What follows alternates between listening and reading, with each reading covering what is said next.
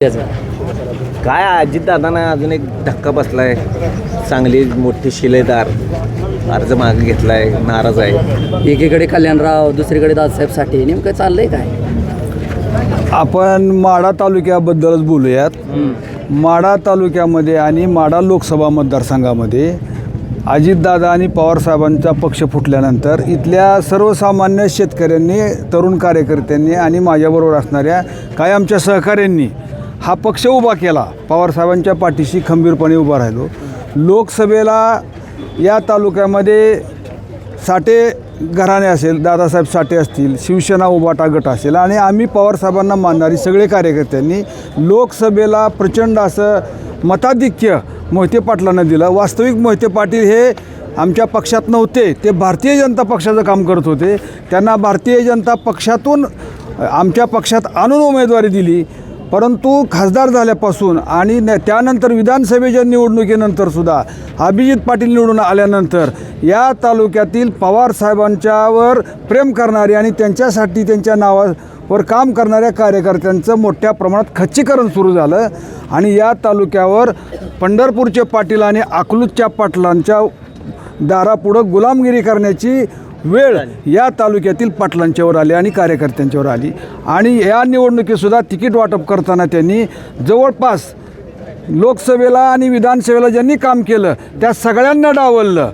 त्यांना डावलून नवीन त्यांची जी काय त्यांच्यावर निष्ठा ठेवणारी किंवा त्यांच्याबरोबर पक्षात आलेल्या लोकांना तिकीटं दिली आणि काल पक्षात आलेल्या लोकांना त्यांनी तिकीटं दिली आणि या तालुक्यामध्ये पवारसाहेबांचा विचार संपवण्याचं काम मोहिते पाटील आणि अभिजित पाटील करतायत. एका बाजूला ते पक्षाचं काम करतायत का भारतीय जनता पक्षाच्या दबावाखाली जाऊन भारतीय जनता पक्षाचं काम करतायत हे मतदारांना आणि कार्यकर्त्यांना कळेनासं झालं आहे. सुपडासाप राष्ट्रवादी दोन्ही राष्ट्रवादीचा सुपडासाप व्हायला लागला यामुळे कार्यकर्त्यांमध्ये प्रचंड असा उद्रेक आहे, मतदारांमध्ये उद्रेक आहे.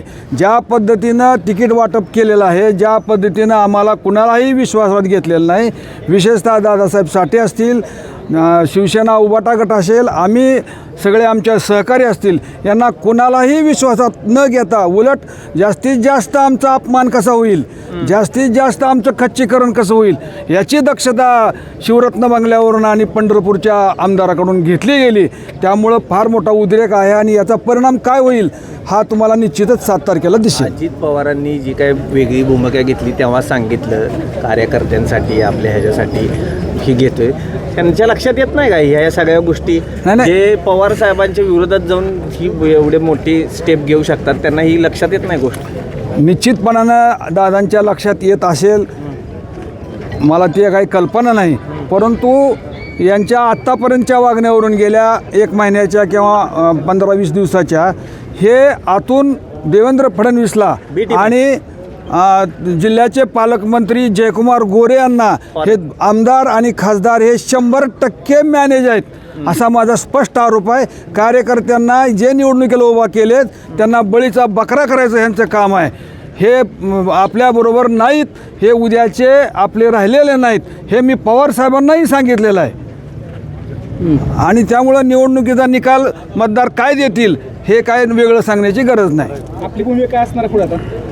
आमची भूमिका स्वाभिमानाची असेल. या तालुक्याचा स्वाभिमानाला ठेच लावण्याचं काम ह्या खासदाराने आमदारांनी केलेलं आहे. हा माढा तालुका हा स्वाभिमानी कार्यकर्त्यांचा तालुका आहे आणि माढा तालुक्याचा स्वाभिमान काय असतो हीच आमची भूमिका इथून पुढच्या काळात असेल. युतीचा काय परिणाम? युतीचा कुठल्या युतीचा? बाण आले, 2 राष्ट्रवादी आले, कुठं उभाटा आहे, कुठं तर कुणाला कोणचं चिन्ह आहे आणि कोण कोणत्या पक्षावर उभा आहे ह्याला माझ्या लेखी काय महत्त्व नाही बरं का. ते काय अजून आता 3 वाजता स्पष्ट होईल. कोणी विड्रॉल केलेत, कोणी ठेवलेत, त्याला महत्त्व नाही. यांनी करतानाच माणसात माणूस ठेवायचा नाही आणि माणसात माणूस न ठेवल्यामुळे आपोआपच सगळे पडणार आहेत. हीच व्यूहरचना त्यांनीच केलेली आहे. लोकांनी काय बघून मतदान करावं? लोक आता चिडलेले आहेत ह्यांच्यावरती.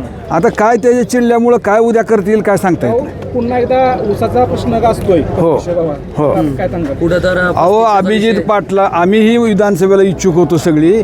या तालुक्यामध्ये अभिजित पाटील म्हणून एक कारखान्याचे चेअरमन पंढरपूरचे आले आणि या तालुक्यामध्ये प्रचंड प्रमाणात ऊसाचं उत्पादन आहे आणि 3,500 रुपये भाव देतो म्हणून त्यांनी सांगितल्यामुळं ते खऱ्या अर्थानं या तालुक्यामध्ये शेतकऱ्यांनी ऊस उत्पादकांनी त्याला आमदार केलं. परंतु त्यांनी जवळपास या तालुक्यातील 30 ते 35 कोटी रुपये, 500 रुपयानं जर बघितलं त्यावर्षी त्यांचं 7 लाख टन क्रशिंग झालं आहे. 35 कोटी रुपये त्यांनी या तालुक्यातील शेतकऱ्यांचे दिलेले नाहीत आणि ही शेतकऱ्यांची फार मोठी फसवणूक झालेली आहे आणि ही फसवणुकीचा शेतकरी काही एवढा खुळा नाही आणि त्याचा निश्चितपणानं फटका ह्या अभिजित पाटलांना बसणार आहे. ओके